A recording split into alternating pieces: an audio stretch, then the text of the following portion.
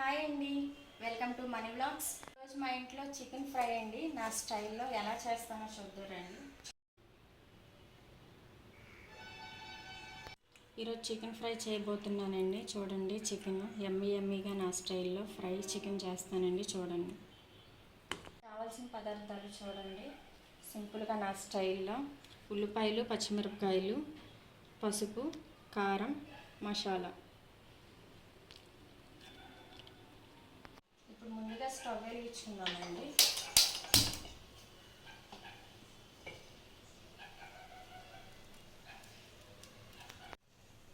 కళాయి వేడెక్కిందండి.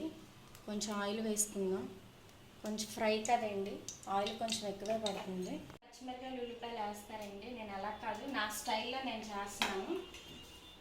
చికెన్ వేసుకుందాం. నూనె కాగిపోయింది.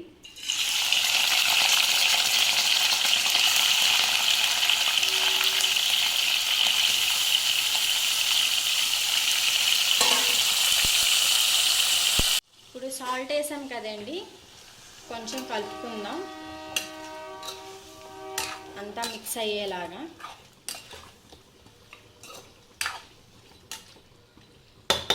కలుపుకున్నాక ఇప్పుడు పసుపు వేసుకుందాం. ఇందులో పచ్చి వాసన రాకుండా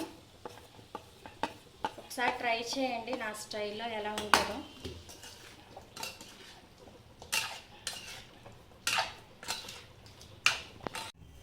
మధ్య మధ్యలో ఇలా కలుపుతూ ఉండాలండి. వాటర్ చూసారా ఎలా ఉడుకుతుందో కూర. వాటర్ మొత్తం ఇంకిపోవాలి, ఆయిల్ పైకి తేలాలి.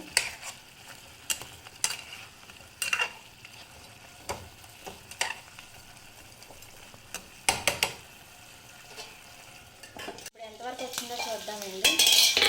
వావ్, చూసారా ఎలా కనిపిస్తుందో ఫ్రై. ఇప్పుడు మనం ఇందులో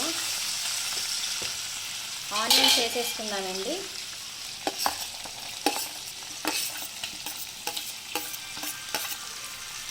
ఆనియన్స్, పచ్చిమిరపకాయలు వేసేసుకుందాం. ఇవి కూడా బాగా వేగిపోతాయి. కాసేపు మూత పెట్టేసుకుందామండి.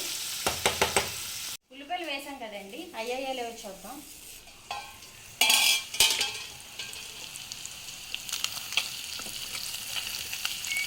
అయిపోయిందండి.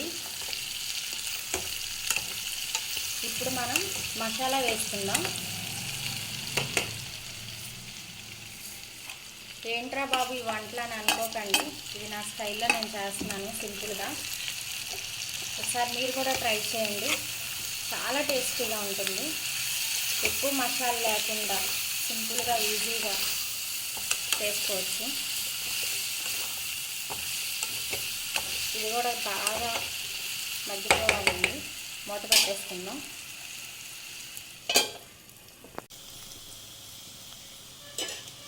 ఒక 5 minutes అండి. అయితే రెడీ అయిపోయిందండి. చూద్దామండి. చూడండి ఎలా వచ్చిందో.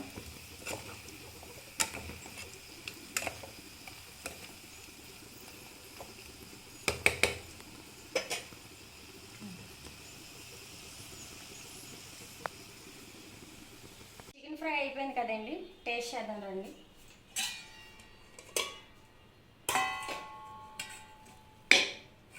కొంచెం అన్నం పెట్టుకుందాం.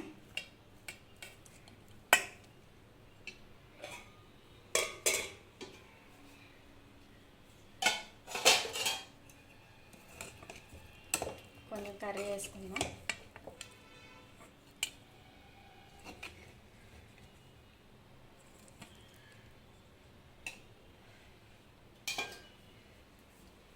టేస్ట్ చేసి చెప్తానండి ఎలా ఉందో. కూర అయితే బాగా కుదిరిందండి ఫ్రై.